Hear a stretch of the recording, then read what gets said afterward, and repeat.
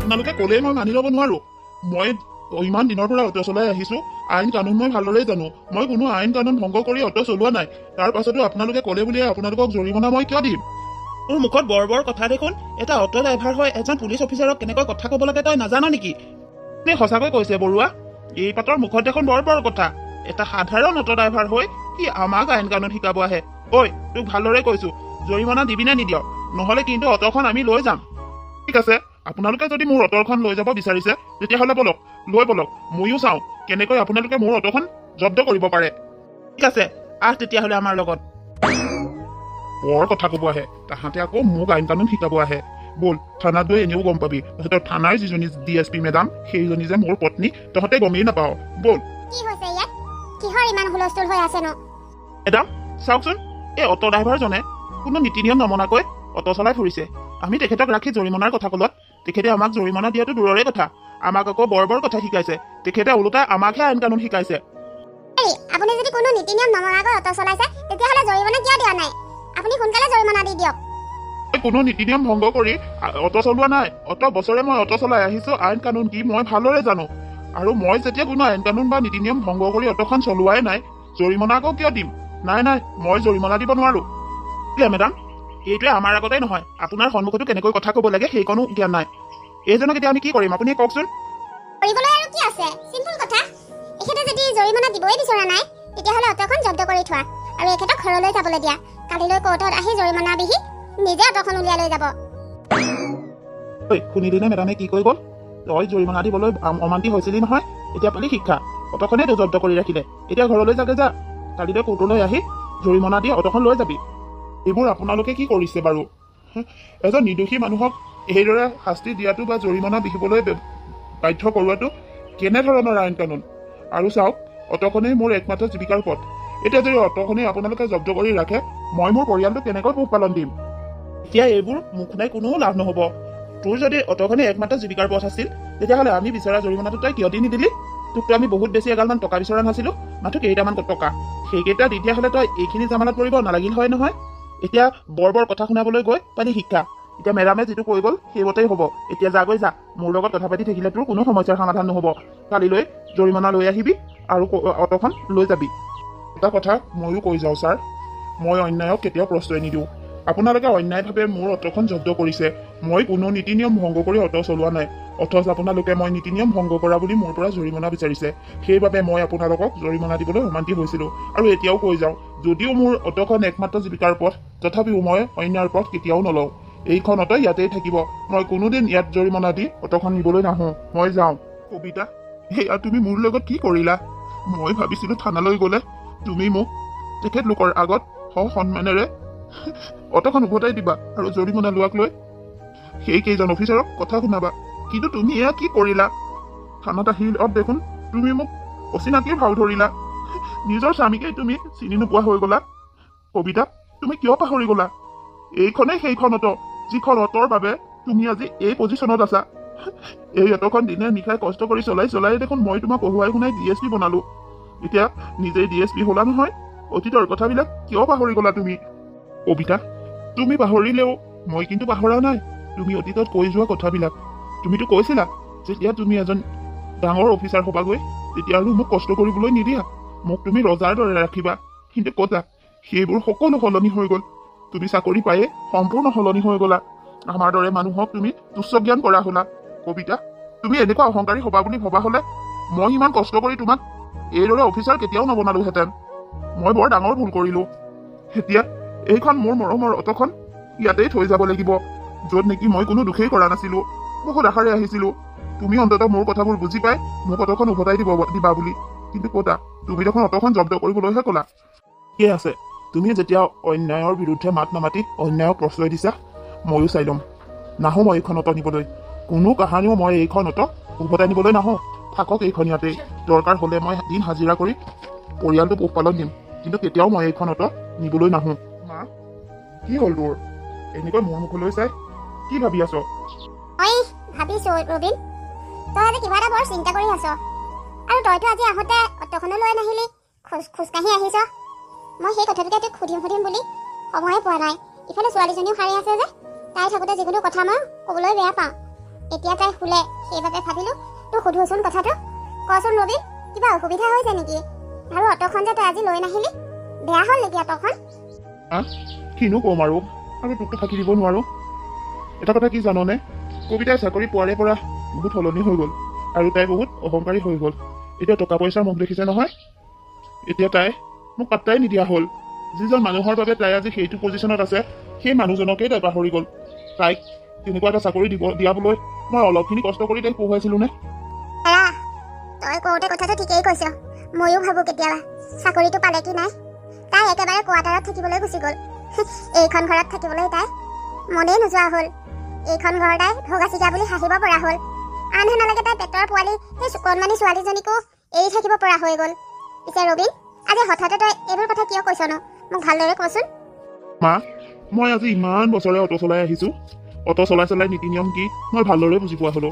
আজি হঠাতে দুজনমান পুলিচে মোক ৰখাই মই নিয়ম ভংগ কৰি অটো চলাইছোঁ বুলি মোৰ পৰা ফাইন বিচাৰিছিলে। মই তেখেতলোকক ফাইন দিবলৈ অমান্তি হোৱাৰ বাবে তেখেতলোকে মোক থানালৈ যাবলৈ ক'লে।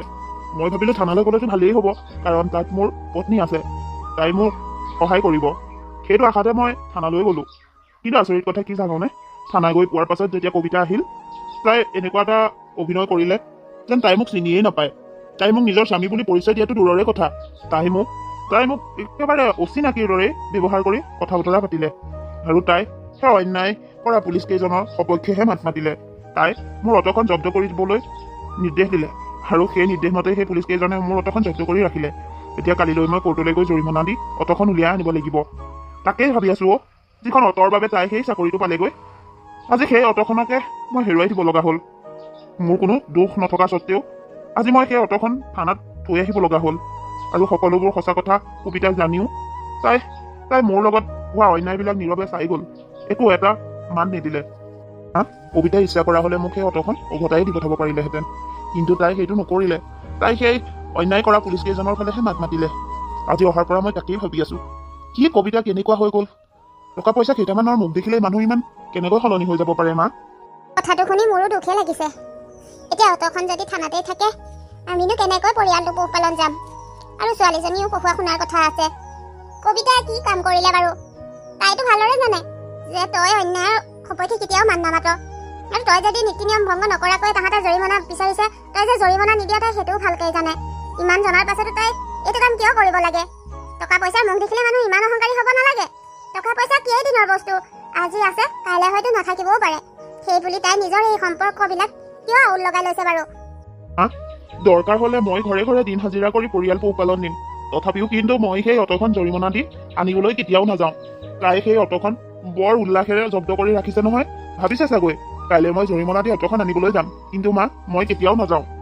নালাগে দে, তই যদি সেই অটোখন আনিবলৈ যাবলৈ ইচ্ছা প্ৰকাশ কৰা নাই, তেতিয়াহ'লে মই জোৰ নকৰোঁ। নালাগে সেইখন অটো আনিবলৈ যাব, থাকক সেইখন তাতেই। এতিয়া এনেকৈ বহি চিন্তা কৰি থাকিব নালাগে। চিন্তা কৰিনো কি পাৰ পাবি? মই ভাতকেইটা বাঢ়োঁগৈ, খাবলৈ মোৰ দেখোন ভোকেই নাই। কিনো খাবি আৰু ভাত? ভাত আকৌ কিয় নাখাবি? ভাতকেইটাইনো কি কৰিলে? আৰু বাদ দে, হোৱা কথাবোৰ হৈ গ'ল। চাবিচোন এদিন নহয় এদিন ভগৱানে চকু মেলি চাব, আৰু কবিতায়ো এদিন নিজৰ ভুল বুজি পাব। গতিকে সেইবোৰ কথা চিন্তা কৰি থাকি লঘোণে ভোকে থাকিব নালাগে। আৰু ময়ো ৰখি আছো নহয় তোৰ লগত ভাত খাম বুলি। মই ভাত বাঢ়োঁগৈ, দুয়োটাই একেলগে খাওঁগৈ। উপায় নাই আৰু, যা তেতিয়াহ'লে ভাতকেইটা বাঢ়গৈ, মই গৈছোঁ বাৰু। তোক মই কেনেকৈ বুজাম মোৰ অন্তৰত কেনেকুৱা এজাক ধুমুহা চলি আছে। যিজনী পত্নীৰ বাবে ইমান কষ্ট কৰিছিলোঁ, সেইজনী পত্নীয়ে আজি মোক বুজি নোপোৱা হ'ল। ইমানখিনি মানুহৰ সন্মুখত মোক অচিনাকি ভাও ধৰিলে। মই এজন অটো ড্ৰাইভাৰ হ'লো বুলিয়ে তাই কি মোক স্বামী বুলি চিনাকি দিব নোৱাৰিলে? অটো ড্ৰাইভাৰৰ কি সন্মান নাই? নাপায় কবিতা, তুমি কিন্তু এইটো বহুত ডাঙৰ ভুল কৰিলা। চাবা, তুমি এদিন পস্তাবই লাগিব। তুমি ইয়াত অকলে অকলে এইদৰে খেলি আছা যে? ঘৰত আৰু কোনো মানুহ নাই নেকি? দেউতা আৰু আইতা ঘৰত নাই নেকি? আইতা আৰু দেউতা ঘৰতে আছে। আইতা আৰু দেউতাই কিবা কথা এটা আলোচনা কৰি আছে, সেইবাবে মই ইয়াতে খেলি আছো। আৰু মই সদায় এইখিনিতে খেলি থাকো নহয় মা। এতিয়াহে বুজিলো। মই ভাবিছিলো তোমাক দেউতা আৰু আইতাৰ লগত থৈছো যেতিয়া তোমাক চাগে তেওঁলোকে বৰ মৰমত ৰাখিছে। আজি নিজ চকুৰেহে দেখি বুজি পালো যে তেওঁলোকে তোমাক কিমান মৰমত ৰাখিছে। ক'ত আছে তোমাৰ দেউতা আৰু আইতা? মাতাচোন, মোৰ কথা আছে তেখেতলোকৰ লগত। আইতা, আইতা, দেউতা, ওলাই আহাচোন, মা আহিছে। আৰু মায়ে বোলে তোমালোকৰ লগত কিবা কথা পাতে, সোনকালে ওলাই আহা। তুমি ইয়ালৈ কিয় আহিছা? মই ইয়ালৈ কিয় আহিছো সেইটো মই পাছত ক'ম, কিন্তু প্ৰথমে তোমালোকে মোক এটা প্ৰশ্নৰ উত্তৰ দিয়া। ছোৱালীজনীক এইদৰে আলয়াখানি কৰি কিয় ৰাখিছা?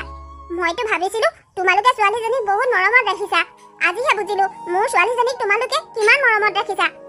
মনে মনে থাকা বোৱাৰী, তুমি পুলিচ অফিচাৰনী হোলা বুলিয়ে যে তুমি কোৱা প্ৰতিটো কথাই শুদ্ধ হ'ব বা আমি মানি ল'ম সেইটো নহয়। তুমি কি ভাবিছা আমি ছোৱালীজনীক আলয়াখানি কৰি ৰাখিছো? চোৱা, তুমি যিমান ভালদৰে ৰাখিলা হয় তাতকৈ শতগুণ ভালকৈ আমি ছোৱালীজনীক ৰাখিছো। আৰু এতিয়া তাই সেইটো খেলা বয়স, সেইবাবে তাইক আমি খেলিবলৈ দিছো। এইটো একো ডাঙৰ অপৰাধ আমি কৰা নাই। মায়ে ঠিকেই কৈছে। কবিতা, তোমাৰ আজি হঠাতে মাতৃত্ববোধ ক'ৰ পৰা জন্ম হ'ল? চাকৰি পায়ে দেখোন চিধাই চৰকাৰী কোৱাৰ্টাৰত থাকিবলৈ ধাপতি ধৰিছিলা। তেতিয়া এবাৰলৈ চিন্তা কৰিছিলানে এই কণমানিজনী তোমাৰ অবিহনে কেনেকৈ থাকিব? তেতিয়া দেখোন তোমাৰ তাইৰ কথা চিন্তা কৰিবলৈ সময় নহ'ল। আৰু চাকৰি পোৱাৰো আজি 6-7 মাহ পাৰ হৈ গ'ল। এই 6-7 মাহ দিনে তুমি দেখোন ছোৱালীজনীক খবৰ এটা কৰিবলৈ আহিবলৈ সময় উলিয়াব নোৱাৰিলা। আজিনো হঠাতে তাইৰ প্ৰতি ইমান দৰত ক'ৰ পৰা উপজিল? মই তোমালোকৰ ওচৰত দি নিশ্চিন্ত মনে আছিলো। ভাবিছিলো তোমালোকে ছোৱালীজনীক বৰ আলাসত ৰাখিছা, সেইবাবে অহা নাছিলো। কিন্তু আজিহে দেখি গম পালো তোমালোকে কিমান আলাসত ৰাখিছা ছোৱালীজনীক। আৰু শুনা, এতিয়াৰ পৰা মই আৰু তোমালোকৰ লগত ছোৱালীজনী এইদৰে আলয়াখানি হ'বলৈ ৰাখিব নোৱাৰো। মই এতিয়াই মোৰ ছোৱালী লগত লৈ যাম। নাই নাই মা, মই তোমাৰ লগত যাব নোৱাৰো। মই তোমাৰ লগত থাকি অকণমানো ভাল নাপাওঁ। মই দেউতা আৰু আইতাৰ লগতেহে থাকিম। তুমি মোক লৈ যাব নোৱাৰা, মই নাযাওঁ। কুঞ্জনী, ডাঙৰৰ কথাত এইদৰে মাত মাতিব নাপায়। আৰু মই তোমাৰ মা হয়। মোৰ কথাত যে তুমি এইদৰে আপত্তি কৰিছা কিয়? মই তোমাক কষ্ট দিবলৈ নিনিও নহয়। আৰু তোমাৰ লগত খেলিবলৈ মই আন্টি এজনীও আনি দিম নহয়। তুমি চিন্তা নকৰিবা মাজনী, মই তোমাক মোৰ লগতে লৈ যাম এতিয়া। পিতা, তুমি ইয়ালৈ আহিছিলা কি উদ্দেশ্যৰে সেইটো কথা কোৱা। এনে অদৰকাৰী কথা কিছুমানত মোৰ সময় নাথাকিবা।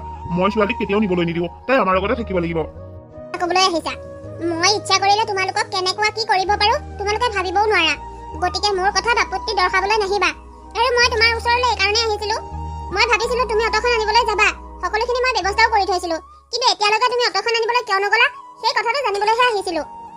বিনা দোষত মোৰ অটোখন জব্দ কৰা হৈছে, আৰু তুমি সকলো কথা জনাৰ পাছতো থানাত দেখোন মোৰ কথা গুৰুত্বই নিদিলা। আনকি তুমি মোক তোমাৰ স্বামী বুলি পৰিচয় দিবলৈও টান পালা। এতিয়া কিয় আহিছা? তুমি ভালদৰে জানা মই অন্যায়ৰ প্ৰশ্ৰয় কেতিয়াও নলওঁ আৰু নিদিওঁ। গতিকে সেইখন অটো মই আনিবলৈ নাযাওঁ। থাকক সেইখন অটো তাতেই। মই মোৰ পৰিয়ালটোক দিন হাজিৰা কৰি হ'লেও পোহপালন দিব পাৰিম। ভিক্ষাৰী চালা, ভিক্ষাৰী কি এটি দি উৎসাবা, বৰ কথা একেবাৰে। নানা যদি নাই অটোখন, তাতে মোক কি আহে যায়। আৰু তোমাৰ দৰে এজন ভিক্ষাৰীক মই থানাৰ ষ্টাফৰ আগত মোৰ স্বামী বুলি মই কেতিয়াও পৰিচয় দি মোৰ ষ্টেটাছ তললৈ আনিব নোৱাৰো নহয়। তুমি নাভাবিবা যে তোমাক মই কাৰোবাৰ আগত স্বামী হিচাপে পৰিচয় দিম, এইটো কেতিয়াও সম্ভৱেই নহ'ব। বৰ বেছি লেবেল দিছা নহয়, থাকা। অটো আনিবলৈ যোৱা নোযোৱা সেইটো তোমাৰ কথা। মই খালি খবৰ এটা লওঁ বুলিহে আহিছিলো। হ'ব দিয়া। পিতা, আমাক ভিক্ষাৰী বুলি হহাৰ আগতে নিজে এবাৰ ভাবিছোৱা। এই ভিক্ষাৰীটোৱে যদি দিন ৰাতি কষ্ট কৰি তোমাক নপঢ়োৱালেহেঁতেন, তুমিও এই ভিক্ষাৰীৰ লগত ভিক্ষাৰী হৈয়ে থাকিব লাগিলেহেঁতেন। চাকৰিটো পাই বৰ অহংকাৰ হ'ল। এটা কথা মনত ৰাখিবা, তোমাৰ এই অহংকাৰ কিন্তু বেছি দিন নিটিকে, খুব সোনকালে পতন হ'ব। মনে মনে থাকক। আপোনাৰ এই মহৎ লোকৰ বাণী আপোনাৰ লগতেই ৰাখক। মোৰ এনেকুৱাও বেয়া দিন অহা নাই যে আপোনাৰ দৰে এজনী ভিক্ষাৰীৰ পৰা উপদেশ ল'ব লাগিব। আৰু মাজনী, কি ৰৈ আছা? আহা, তুমি মোৰ লগত আহা। মা, মই তোমাক কৈছো নে নাই, মই তোমাৰ লগত নাযাওঁ। মই আইতা আৰু দেউতাৰ লগতে থাকিম। দেউতা, তোমালোকে একো নামাতে কিয়? কোৱাচোন মা, মোক ইয়াতে থাকিবলৈ দিবলৈ। মই মাৰ লগত নাযাওঁ, মই মাৰ লগত থাকি ভাল নাপাওঁ। এজনীও, তোমাৰ মা এতিয়া ডাঙৰ অফিচাৰনী, তাই ইচ্ছা কৰিলে আমাক জেলৰ ভাত খুৱাব। গতিকে এইটো বয়সত আকৌ জেলৰ ভাত খাবলৈ একেবাৰে ইচ্ছা নাই। গতিকে মায়ে তোমাক লগ ধৰিছে যেতিয়া যোৱা, তুমি মাৰ লগতে থাকা। এজনী, তুমি কথা ক'লে কিয় নুশুনা? মোৰ দেৰি হৈছে নহয়, আহা সোনকালে আহা। বাইদেউ, কওকচোন কি কাৰণত মাতিছিলে ন? লতি, তই এতিয়াৰ পৰা আমাৰ ঘৰত ফুল টাইম ডিউটি কৰিব লাগিব। মই মোৰ ছোৱালীজনী ইয়ালৈ লৈ আহিলো। এতিয়া ছোৱালীজনীৰ গোটেই দায়িত্ব তই ল'ব লাগিব। জানই নহয় মোৰ ডিউটিৰ কোনো ঠিকনা নাই, কেতিয়াবা দিনত পৰে কেতিয়াবা ৰাতি পৰে। গতিকে তই ইয়াতে থাকিব লাগিব। তই আৰু ঘৰলৈ যাব নালাগে, আৰু তই টকা পইচাৰ কথাও চিন্তা কৰিব নালাগে। আগতকৈ তোৰ টকা পইচা মই বঢ়াই দিম। হ'ব বাইদেউ, মই নোৱাৰো কি কাম কৰি পইচা কেইটামান সৰহকৈ পালে মোৰ ভালেই হয়। গতিকে আপুনি চিন্তা নকৰিব, আপোনাৰ ছোৱালীজনীৰ ভালকৈ ধ্যান ৰাখিম মই। শুন, মোৰ ছোৱালীজনীক যদি লগ কৰিবলৈ গাঁৱৰ কোনোবা মানুহ আহে, তই কিন্তু কোনো কাৰণতে ছোৱালীজনীক লগ কৰিবলৈ নিদিবি। তাইক ঘৰৰ ভিতৰতে সোমাই ৰাখিবি। বৰকৈ বাহিৰত গৈ খেলা ধূলা কৰিবলৈ নিদিবি। আৰু কেনেবাকৈ খেলিবলৈ গ'লেও তই লগতে থাকিবি। হ'ব বাইদেউ, আপুনি অকণমানো চিন্তাই নকৰিব। আপুনি যেনেকৈ কৈছে মই তেনেকৈয়ে কৰিম। এতিয়া যা, মোৰ বাবে কিবা এটা বনাগৈ, মোৰ ডিউটিলৈ যোৱা টাইম হ'ল। ঠিক আছে বাইদেউ, আপুনি ৰেডি হয় মানে ময়ো খানা ৰেডি কৰি দিম। আইতা, আইতা। আইঅ' মাজনী,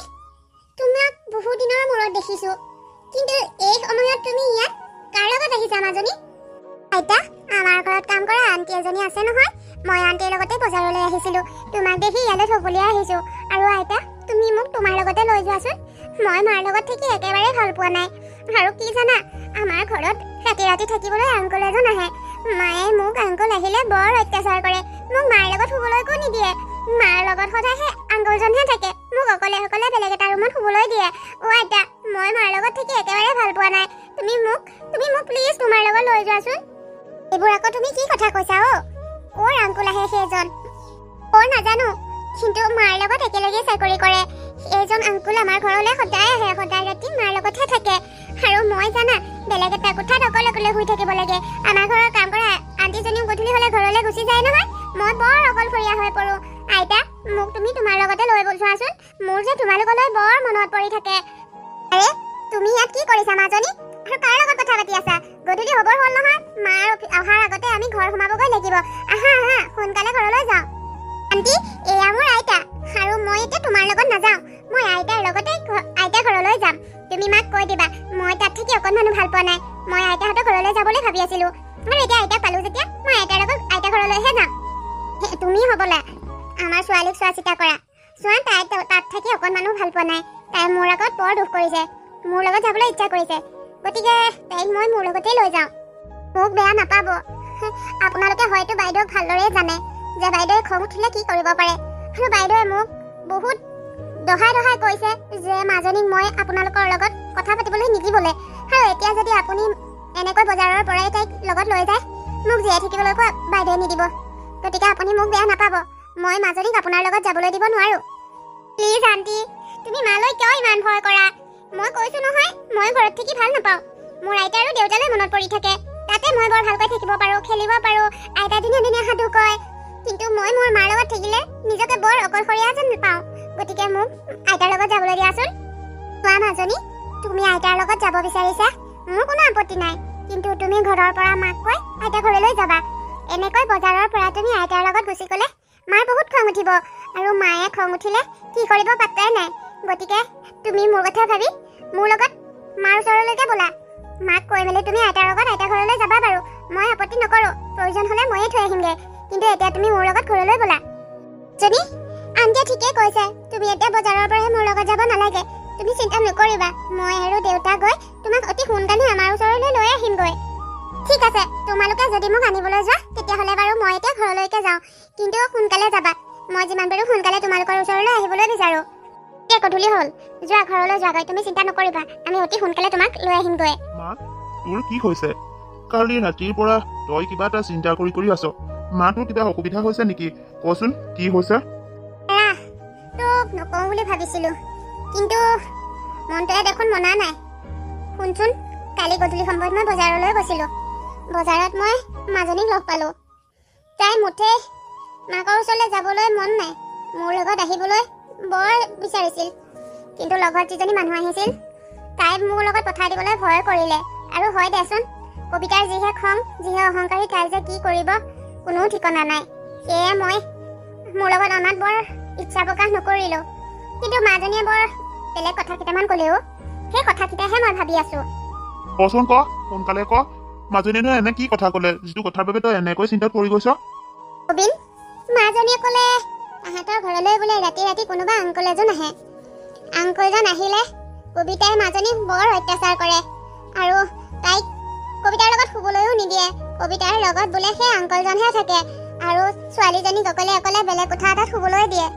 মই ভাবিছো, তই স্বামীজন থকাৰ পাছতো তাৰ ওচৰলৈ সেইজন ৰাতি থাকিবলৈ ক'ৰ আংকুল আহে? তাৰ মানে কবিতাই চাকৰিটো পাই অহংকাৰী হোৱাই নহয়, তাইৰ চৰিত্ৰও বেয়া হৈ গ'ল। তাই মানে পৰপুৰুষৰ লগত লেটিপেটি আছে। সেই পৰপুৰুষৰ লগত লেটিপেটি থকাৰ বাবেইতো তাই মোক হজম কৰিব নোৱাৰা হ'ল। মানুহৰ আগত স্বামী বুলি পৰিচয় দিব নোৱাৰা হ'ল। তাই যি কৰে কৰক, কিন্তু ছোৱালীজনীক আলৈ আথানি কিয় কৰিব লাগে? মই মোৰ ছোৱালীজনীক এনেকৈ আলৈ আথানি শুবলৈ দিব নোৱাৰো।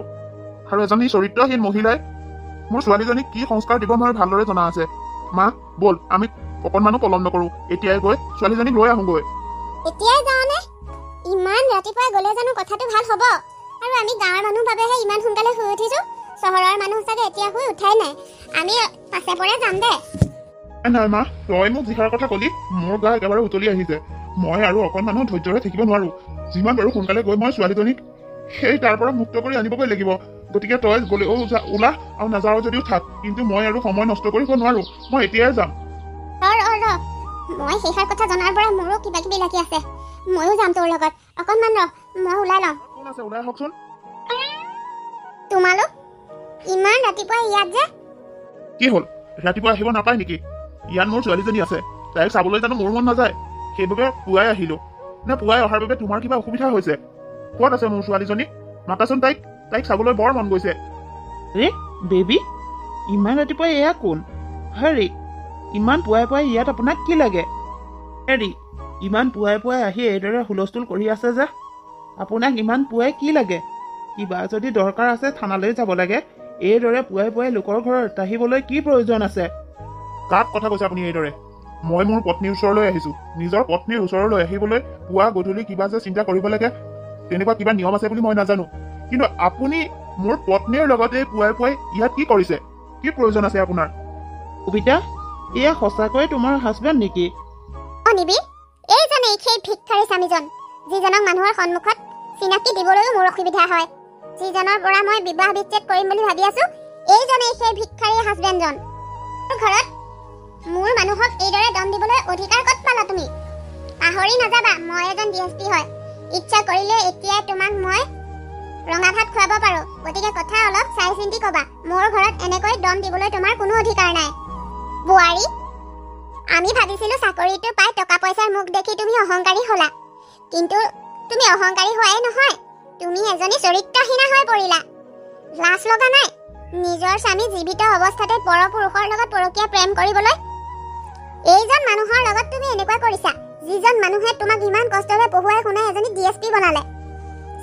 ঘিণ লাগে এনেকুৱা মানসিকতাত। বাদ দিয়া হে তোমাৰ DSP গিৰিক। এনেকুৱা DSP গিৰিক মই ভৰিৰে মোহাৰিব পাৰো। ঘিণ লাগিছে তোমাৰ চৰিত্ৰ দেখি। সেইবাবে তুমি আমাৰ ঘৰত থাকিব বিচৰা নাছিলা, এইদৰে আঁতৰি আঁতৰি থাকিব বিচাৰিছিলা। তোমাৰ এই গোপন ৰহস্য আজি পুৱাই নহা হলে আমি হয়তো গমেই নাপালোহেঁতেন। মোৰ লাইফ, মোৰ কথা, মই কেনেকৈ উপভোগ কৰিব বিচাৰো সেইটো মইহে ডিচাইড কৰিম। আপুনি কোন মোক ওপৰত মাত মাতিবলৈ? তহঁতৰ দৰে ভিক্ষাৰীক মোৰ আৰু বুজিবলৈ বাকী নাই। চাওঁ নেকি ইচ্ছা কৰিলে তহঁতক মই কি অৱস্থা কৰিব পাৰো? এতিয়া কৈছো, আৰু খং নুঠোতে ভালে ভালে ইয়াৰ পৰা ওলাই যা। আৰু দ্বিতীয় দিন এইখন ঘৰত ভৰি থবলৈও চেষ্টা নকৰিবি, নহলে কিন্তু মোতকৈ বেয়া আৰু কোনো নহব। ইচ্ছাও নাই এখন চৰিত্ৰহীন ঘৰত এইদৰে আহিবলৈ। মোৰ ছোৱালীজনী ক'ত আছে? উলিয়াই আনা। তোমাৰ দৰে মোৰ ছোৱালীজনীকো চৰিত্ৰহীন বনাব নোৱাৰো। আমি ভালদৰে জানো চৰিত্ৰহীন এগৰাকী মহিলাই নিজৰ সন্তানক কি সংস্কাৰ দিব পাৰে।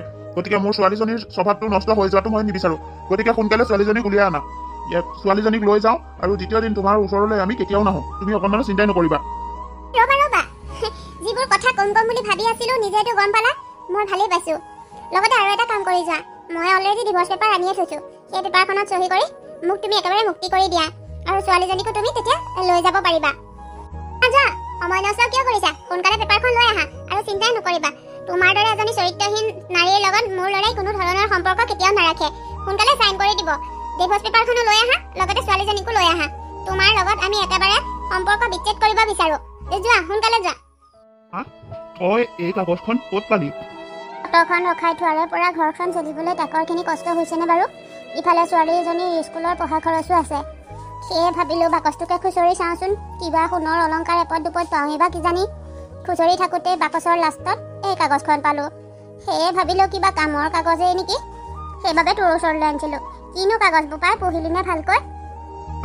ৰেল লাইনৰ কাষৰ যে মাটিখিনি আমাৰ বুলি তই নাজান নেকি? এই কাগজখনত দেখোন সেই মাটিখিনি আমাৰ নামত লিখা আছে। মই মাটি বাৰীৰ সম্পৰ্কে বহুত বেছি নাজানো। আগতে বাপেৰে সেই মাটি বিক্ৰী কৰি কৰিহে চলিছিল, আৰু সেই মাটিখিনি যে আমাৰ নাজানো নহয়। কিন্তু এটা কথা আকৌ, সেইখিনি মাটি বিক্ৰী কৰিম বুলি ভাবিলে এতিয়া আমি ভালেমান টকা পাম। ভালেমান মানে মা, এতিয়া মাটিৰহে যিখিনি দাম চলি আছে, সেই মাটি বিক্ৰী কৰিবলৈ পালে আমি কোটি টকা পাই যাম। তেতিয়াহ'লে আৰু পলম কৰিব নালাগে, ভাল ধনী চাই গ্ৰাহক এজন বিচাৰি সেই মাটিখিনি বিক্ৰীয়ে কৰি দে। কবিতাই আমাক বৰ ভিক্ষাৰী বুলি হাঁহিছিল নহয়।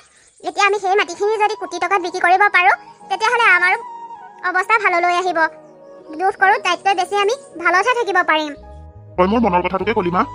মই অতি সোনকালে সেই মাটিখিনি বিক্ৰী কৰাৰ ব্যৱস্থা কৰিব লাগিব, আৰু মাটিখিনি বিক্ৰী যদি ভালদৰে পইচা পাওঁ, তেতিয়াহ'লে ভাল বিজনেছ এটাই আৰম্ভ কৰি দিব পাৰিম, হয়নে মা? তই ঠিকেই কৈছ। তেতিয়াহ'লে পলম নকৰিবি, কালিলৈ পুৱাই তই ওলাই যাবি মাটিৰ গ্ৰাহক বিচাৰি হ'ব দে বৰ ডাঙৰ বিপদ এটাৰ পৰা ৰক্ষা কৰিম যেন লাগিছে এতিয়া যা নিশ্চিন্ত মনে শুই থাকগৈ বোধ কৰোঁ ভগৱানে আমাক চকু মেলি চাইছে আমাৰ দিন আৰু ভাললৈ আহিব তই ঠিকেই কৈছ বহুত দিনৰ মূৰত শান্তিৰে টোপনি যাব পাৰিম যেন লাগিছে হ'ব দে তয়ো শুই থাক ময়ো শুংগৈ এনেকৈ আৰু কিমান দিন থাকিব লাগিব তুমি দেখোন কৈছিলা কবিতাক তোমাৰ জালত পেলাই ল'ম বুলি কটা এতিয়ালৈকে দেখোন তুমি কবিতাক একোৱে কৰিব পৰা নাই মই কৈছে নিহাৰিকা মই এতিয়ালৈকে কবিতাক একো কৰিব পৰা নাই বুলি কবিতাক কেনেকুৱা জালত পেলাই থৈছোঁ একমাত্ৰ মই জানো আৰু চিন্তা নকৰিবা মই তাইক যিখন জালত পেলালোঁ এতিয়া তাই একো কৰিব নোৱাৰে মোৰ মতে তাই উঠা বহা কৰিব লাগিব আনকি তাই উশাহটো মোৰ অনুগ্ৰহতহে ল'ব পাৰিব নিবিৰ ক'ত আছা তুমি নিবিৰ কোন এখেত আৰু একেবাৰে তোমাৰ বেডৰুমত কোন হয় এখেত মই বেডৰুমত থকাৰ বাবে আপোনাৰ ইমান প্ৰশ্ন কিয় আপুনিওতো ডাইৰেক্ট আহি বেডৰুমতে পাইছেহি আপুনি কিয় এনেকৈ ডাইৰেক্ট বেডৰুমত আহিছে বেলেগ শাখাও দেখোন আপুনি মোক প্ৰশ্ন কৰিছে যে মই প্ৰশ্ন কৰাৰ অধিকাৰ আছে কাৰণ মই নিবিৰৰ হ'বলগীয়া পত্নী গতিকে মই তাক এইদৰে প্ৰশ্ন কৰিব পাৰোঁ কিন্তু আপোনাৰ কি অধিকাৰ আছে যে আপুনি মোক এইদৰে প্ৰশ্ন কৰিব হেল্ল' আপুনি নিবিৰৰ হ'বলগীয়া পত্নীহে কিন্তু বৰ্তমানো আপুনি পত্নী হোৱা নাই মই নিবিৰৰ পত্নী গতিকে পত্নী হিচাপে এইখিনি অধিকাৰ মোৰ আছে বুজিলে নিবিৰ তোমাৰ সন্মুখতে এইজনী কি বকি আছে তুমি শুনিছানে নাই নে সঁচাকৈ এইজনী তোমাৰ পত্নী মই শুনি আছোঁ আৰু তাই একো মিছা কথা কোৱা নাই হয় এয়া প্ৰীতি মোৰ পত্নী আৰু মানে নিবিৰ তুমি বিবাহিত অকল বিবাহিতই নহয় নিবিৰৰ মানে আমাৰ দুটা সন্তানো আছে নিবিৰ তুমি যদি বিবাহিত তোমাৰ যদি দুটা সন্তান আছে তেতিয়াহ'লে তুমি মোৰ লগত এনেকুৱা অভিনয় কিয় কৰিলা মোৰ জীৱনটো ধ্বংস কৰাৰ অধিকাৰ তুমি ক'ত পালা অধিকাৰ তুমি মোক নিজেই দিছিলা আৰে তুমি মোক কি মূৰ্খ পাইছিলা নেকি যে এগৰাকী বিবাহিত মহিলাৰ লগত প্ৰেম কৰি মই মোৰ সংসাৰ গঢ়িম পৃথিৱীত ইমান মহিলাৰ অভাৱ হোৱা নাই যে মই এগৰাকী বিবাহিত মহিলাৰ লগত সংসাৰ কৰিম আৰু শুনা তোমাৰ লগত কেৱল দৈহিক সুখৰ বাবেহে মই সম্পৰ্ক কৰিছিলোঁ তাৰ বাহিৰে তোমাৰ লগত মই সংসাৰ কৰাৰ কথা উফ গড কেতিয়াও ভাবিবই নোৱাৰো নিবিৰ তুমি এইবোৰ কি কৈ আছা তুমি ভালদৰে জানা তোমাৰ বাবেই মই বিবাহ বিচ্ছেদ কৰি সন্তানকো এৰি আহিছিলোঁ তুমি সেইবোৰ নিজেই কৰিছিলা মই তোমাক ফৰ্চ কৰা নাছিলো যে তুমি বিবাহ বিচ্ছেদ কৰা তোমাৰ সন্তানক এৰি আহা তুমি মোৰ প্ৰেমত মছগুল হৈ নিজেহে সেইবোৰ সিদ্ধান্ত লৈছিলা তাৰ কাৰণে এতিয়া তুমি মোক দোষী সজাব নোৱাৰা যিগৰাকী মহিলা নিজৰ সন্তানৰ হ'ব নোৱাৰিলে সেইগৰাকী মহিলাক লৈ মই সংসাৰ গঢ়াৰ কথা কেতিয়াও ভাবিবও নোৱাৰো মই ইমান মূৰ্খ নহয় বুজিলা নিবিৰ তুমি এইবোৰ কিন্তু ভাল নকৰিলা তুমি জানানে মই তোমাক কি কৰিব পাৰো মনে মনে থাকা তুমি মোক একো কৰিব নোৱাৰা ইচ্ছা কৰিলে মইহে তোমাক বহুত কিবা কিবি কৰিব পাৰো কি কৰিব পাৰিবা তুমি কি কৰিব পাৰিবা তুমি ইচ্ছা কৰিলে মই তোমাক বহুত কিবা কিবি কৰি দিব পাৰো ইচ্ছা কৰিলে তোমাৰ চাকৰি মই 1 মিনিটত খাই দিব পাৰো তুমি যেনেকৈহে কৈছা যে কাৰোবাৰ চাকৰি খাই দিয়াটো ইমান সহজ কথা তুমি যিমান সহজ কথা বুলি ভাবিছা ইমান সহজ নহয় বুজিলা তুমি মোৰ চাকৰি খাবা মোৰ কথা ক'বলৈ নাযাওঁ কিন্তু তোমাৰ চাকৰি খাই দিয়াটো মোৰ বাবে তেনেই সহজ কাৰণ সেইদিনা যে আগৰৱালাৰ কেছটো লুকুৱাই দিবৰ বাবে তুমি লাখ টকা ঘোষ লৈছিলা মনত আছে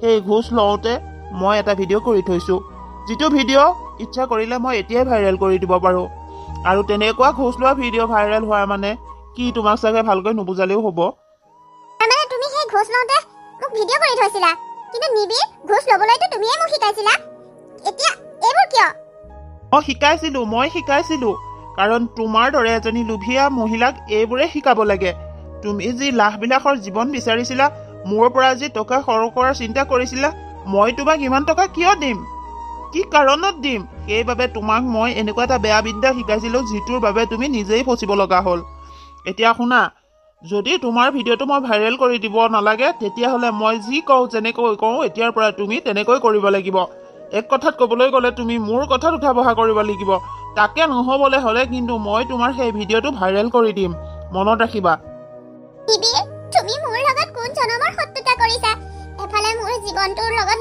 এইদৰে খেলিলা এতিয়া চাকৰি জীৱনটোৰ লগত লৈও তুমি মোক এইদৰে ভাবুকি দিছা তুমি তোমাৰ খেলাৰ সামগ্ৰীৰ দৰে মোক কৰিছা কিয় নিবিৰ কিয় কিয় মোৰ ভুল ক'ত আছিল মিনিট শুনকচোন এতিয়া এই কিছুমান অৰ্থহীন কথা পাতি সময় নষ্ট নকৰিব মই মোৰ মানুহজনক বহুত দিনৰ পাছত লগ কৰিব আহিছোঁ গতিকে তেওঁৰ লগত মোৰ বিশেষ কিছুমান কথা আছে গতিকে আপুনি এইদৰে আমাৰ মাজত সোমাই আমাক অশান্তি দি থকাতকৈ আপুনি ইয়াৰ পৰা যাওক শুনাচোন কথা এটা কওঁ মোৰ ৱাইফে কি ক'লে শুনা নাই জানো আমাৰ বহুত কথা আছে গতিকে এতিয়া যোৱা মোৰ তোমাৰ লগত পাতিবলৈ কোনো কথা নাই আৰু সময়ো নাই যোৱা ইয়াৰ পৰা দিনটো ডিউটি কৰি কৰি বহুত ভাগৰ লাগিছে কিন্তু তুমি এনেকৈ ইয়ালৈ মোক কিয় মাতি পঠালা কোৱাচোন সোনকালে মোৰ এজন আজি ভাল বন্ধু আহিব তেওঁ বহুত ধনী হয় বহুত কোটিপতি মানুহ আৰু মই ভাবোঁ তাৰ লগত আজি তুমি এটা নিশা কটাই দিয়া যদি তুমি তাৰ লগত এটা নিশা কটাই দিয়া তেতিয়াহ'লে মোৰ প্ৰমোশ্যন খাটাং গতিকে আজি ৰাতিটো তুমি মোৰ বন্ধুৰ লগত থাকিব লাগিব নিবিৰ তুমি এইবোৰ কি কৈ আছা নিজে ভাবিছানে তোমাৰ দৈহিক সুখৰ বাবে মোক ব্যৱহাৰ কৰিলা বুলি এতিয়া কি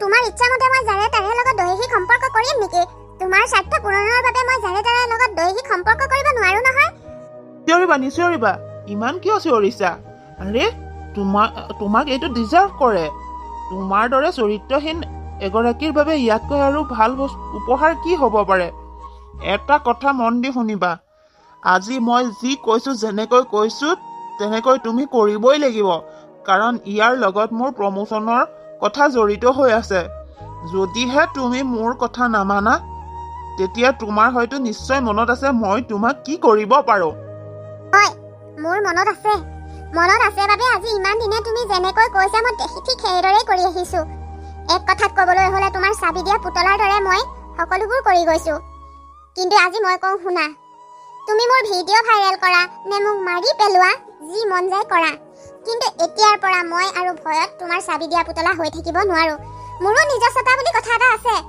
গতিকে এতিয়াৰ পৰা মই তোমাৰ হাতৰ চাবি দিয়া পুতলা হৈ থাকিব নোৱাৰো মই আহিছোঁ কবিতা শুনাচোন নাই নুশুনিলে কবিতা তই কিন্তু ভাল কাম নকৰিলি তোক মই কি কৰি আছো চাই থাক পৰা যে কি হৈ গ'ল